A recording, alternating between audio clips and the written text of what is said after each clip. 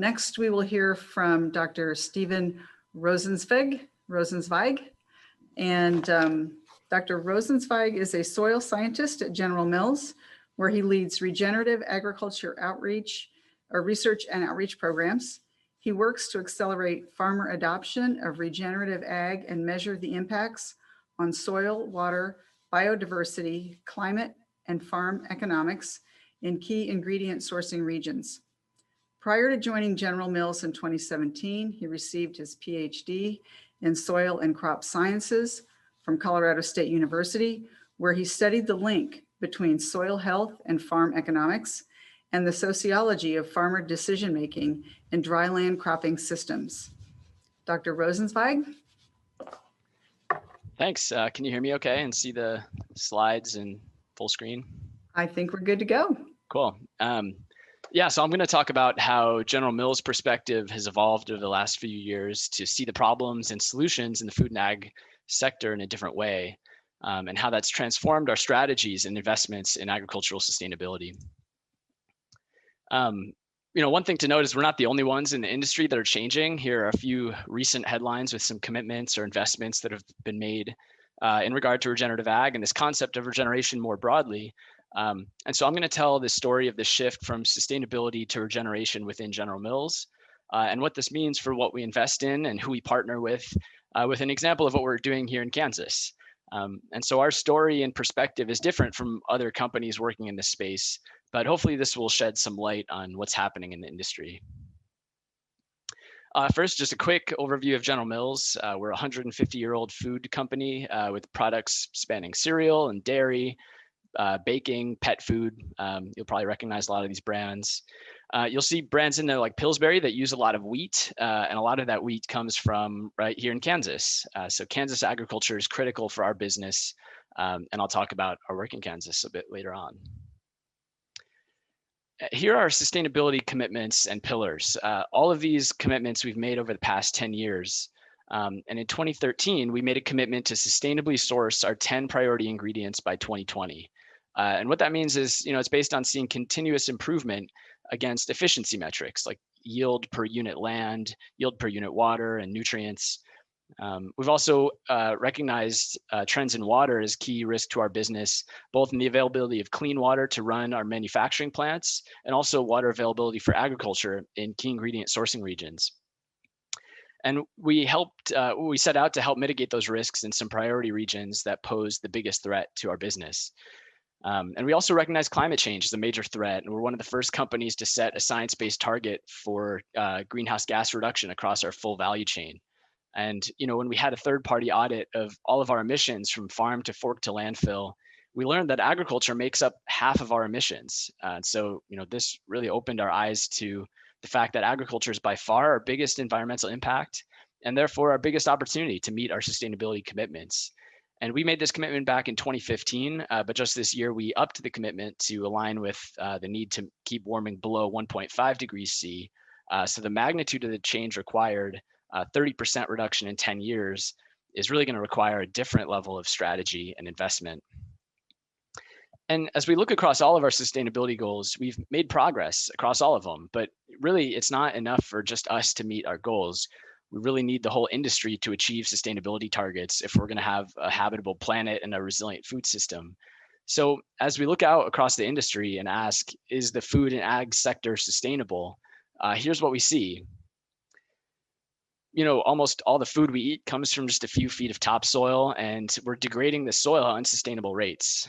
So this is a photo from a rest stop in Iowa showing how much topsoil has been lost in that area. But globally, about a third of the world's soil is degraded today, and that's projected to increase to 90% over the next 30 years. So we have to reverse these trends if we're going to have a stable and resilient food system. We're also losing biodiversity at unsustainable rates, faster than almost any other point in Earth's history, and agriculture is the biggest driver. So we're converting highly diverse ecosystems to farms that don't support much biodiversity at all. And there are a lot of reasons why we don't want to lose biodiversity, but one is that it hurts farmers. Biodiversity does things that are critical for food production, like pollination, predation of pests, consuming weed seeds, residue decomposition. These are all services that we need to grow food. And so that's part of what we lose when we lose biodiversity. Big reason why we're here today talking about this is that agriculture remains a major threat to water.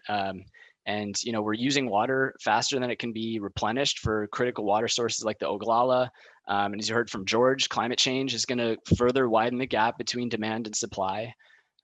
Water quality trends in the US are mixed. Some regions are improving and some are getting worse. But like the Gulf of Mexico, pictured here, which drains most of the farmland in the US, water quality there is not improving. And one thing that we don't talk enough about in the sustainability space is farm businesses. And so as a food company, General Mills depends on profitable, resilient farming communities. But farmers are under mounting economic pressure. And so these are just some recent headlines, notable stats from Kansas.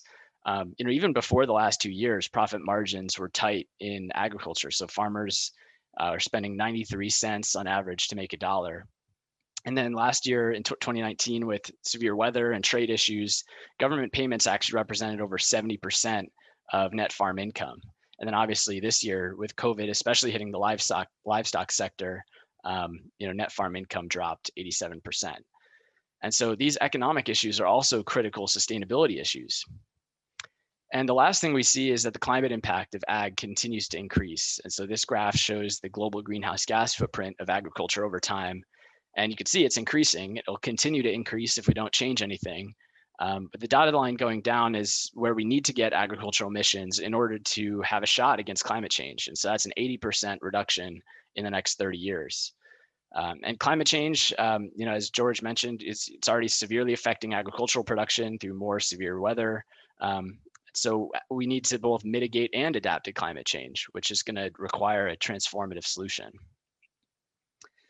So, when we ask where's the industry now, these trends can't continue forever without a collapse of the system. So by definition, we're unsustainable, somewhere on the degenerative side of the spectrum.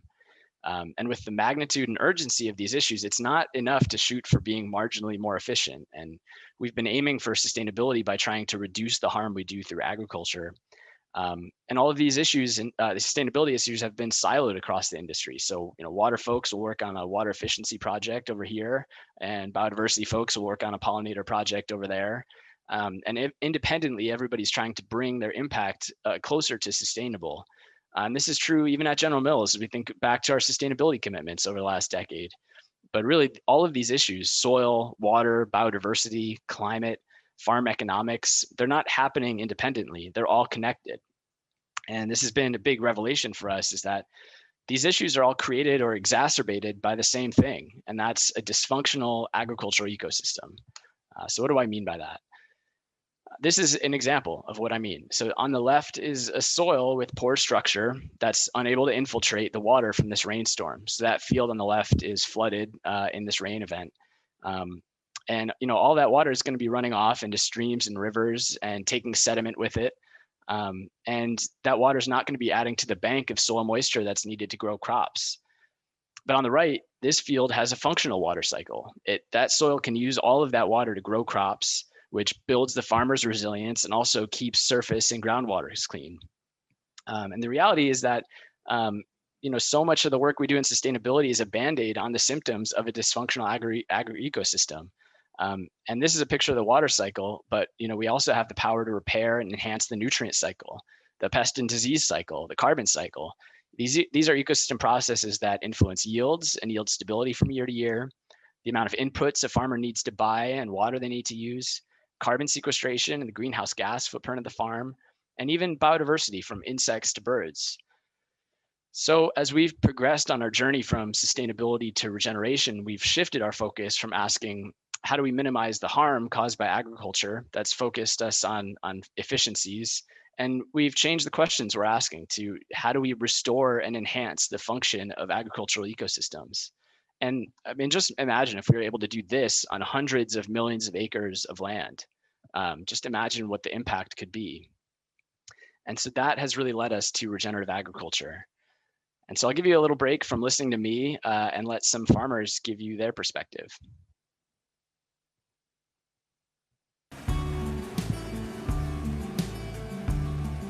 It's a whole lot easier to make a living on the farm when we're not writing checks for external inputs all the time. So if we can produce nitrogen with a cover crop here, it's one less check I got to write in June. The word sustainable for us is it's not good enough. We have a degenerated system here. That's why regenerative makes more sense. We don't want to sustain a broken system. We want to build the system, fix the system, and that's why we call ourselves regenerative farmers. You know, we see birds here we've never seen before in our life. There's birders that come to watch these birds from all over the Midwest because they hear they're here on this land. We see all kinds of different insects now that we've never seen before, above ground and below ground. It's just amazing as you fix and heal the soil, what can come back. We are breaking tradition, and that's not necessarily a bad thing. Change is inevitable. Mother Nature has been pretty dang tough on us here. Has given us resilience so that we can adapt to the things that she's been hitting us over the head with. This works everywhere in the world. It's the same principles that can be applied to any piece of ground anywhere in the world, and it is happening everywhere. It's just part of the love of farming that you want to be able to pass that on to other generations.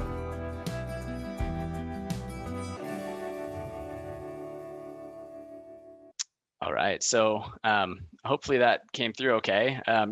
Really, Don just said it. It's not enough to focus on sustaining degraded ecosystems and making them more efficient. It's over here and biodiversity over there.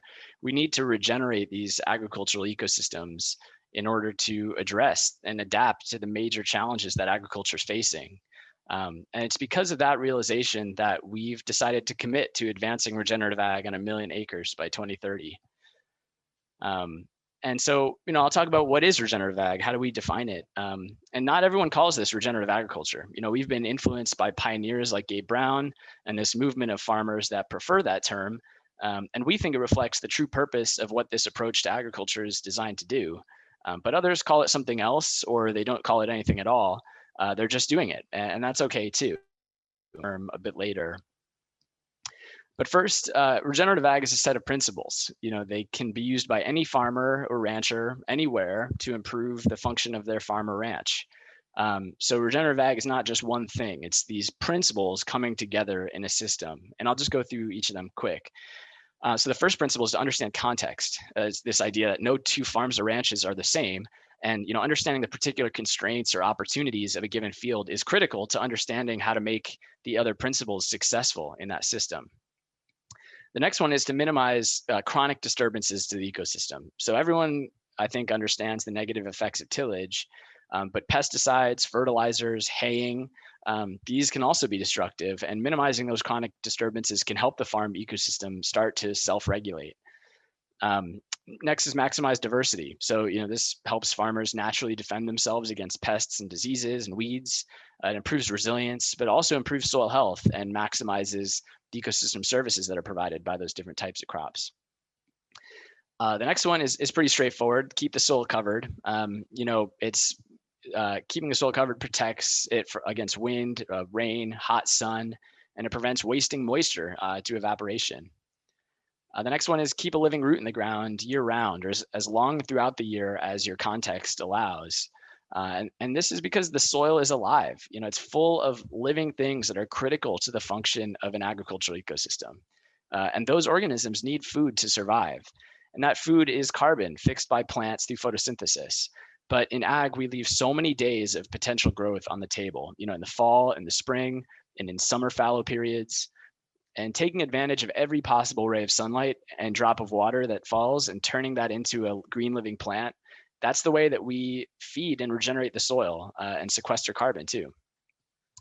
And lastly is to integrate livestock. So by bringing livestock onto croplands, it presents a huge opportunity to build soils through hoof impact and nutrient cycling, and it can make it easier and more profitable to integrate these other principles. And I saw a question come through earlier on, organic, and these principles can be applied by any farmer, regardless of whether they're organic or conventional. And that's really important. We have, we're working with conventional and organic farmers across all of our programs. So General Mills defines regenerative ag as a holistic, principles-based approach to farming and ranching that seeks to strengthen ecosystems and community resilience. We take an outcome-based definition as opposed to like a practice-based checklist. So we would consider a farm regenerative if it's improving soil health, biodiversity, water, and that's quality or quantity or both, depending on the context, and farmer economic resilience. And so, regenerative ag is a farmer-led movement. We don't ever want to take away from that or impose a checklist that farmers need to hit. Really, our goal is to grow this movement and grow its potential to regenerate ecosystems and livelihoods. And this one commitment lets us work across multiple issues at once, and we can take a more holistic view of our impact. So, previously, if you remember, our water commitment, we were mainly focused on places where our manufacturing plants or particular ingredients were at risk. And now we can look beyond risk on improving watersheds through regenerative ag wherever we have a major sourcing impact, because we're focused on impact, and regenerative ag can help wherever it is. So, we're a food company. We don't own any farms or have many direct connections with farmers. So we need to figure out a way to meaningfully engage the agricultural sector to advance this movement. And so we're piloting a range of strategies and partnerships in key ingredient sourcing regions to accelerate adoption of regenerative ag systems and to measure the environmental and economic outcomes. So here's a map of where our pilots are today. I'm going to zoom into the central Kansas one to show you what that pilot looks like there. And we're in the process of expanding that into Oklahoma next year. For right now, it's just in central Kansas. And so it's probably no surprise to you at this point. There's been lots of press about this program, but we've set up a partnership with Cheney Lake Watershed, Kansas Department of Health and Environment, Understanding Ag, and the Ecosystem Service Market Consortium, and some other partners to help 24 farmers in central Kansas implement regenerative ag systems. And so I'll show you what kind of the components that make up this pilot. And so the first component is education. And so we're holding free soil health academies, which are multiple day workshops to give farmers a solid grounding in the regenerative principles. And we're bringing local regenerative farmers to talk about how they're doing it and what effects they've seen. And the next step is pairing farmers up one-on-one with a regenerative ag coach.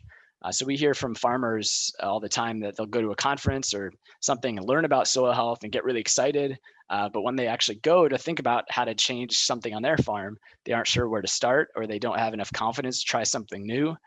And so having someone who can help that farmer consider their unique context and help them develop and adapt their own regenerative management plan over several years can give them enough confidence to take that next step.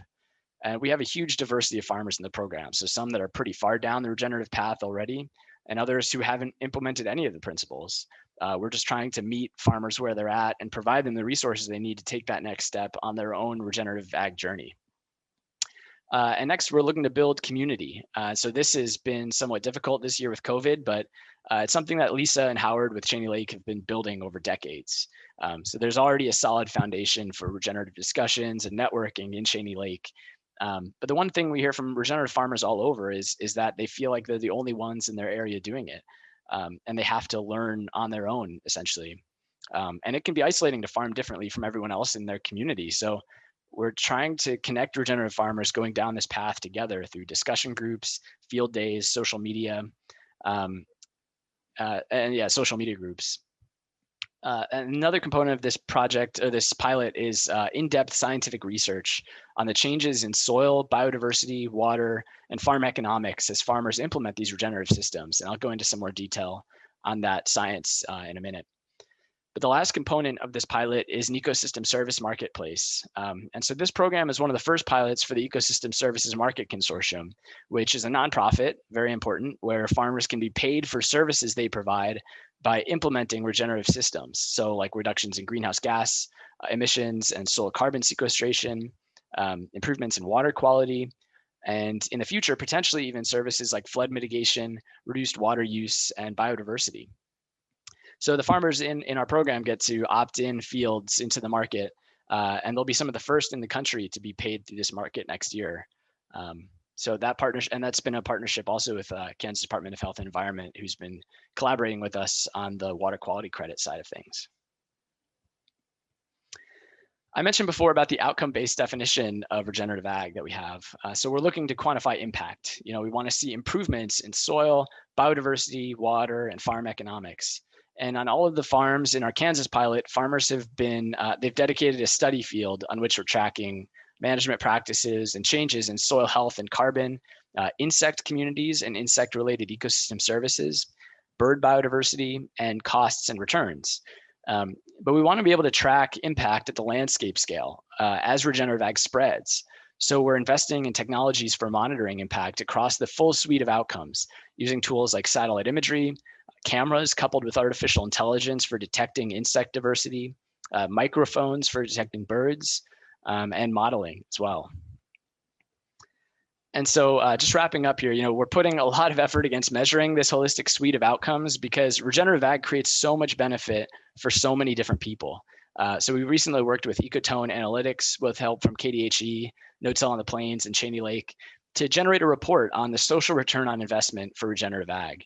We found that investing $1 in regenerative ag generates $5 in additional social, environmental, and economic value. That's value for the farmers, for the climate, for water users, the local community, taxpayers. So a lot of people can benefit from regenerative ag. So this is the impact we can have if we focus on regenerating our farm ecosystems. And at General Mills, we believe this is the opportunity to regenerate not only farm ecosystems, but farm businesses, farm communities, and ultimately entire food systems. So thank you.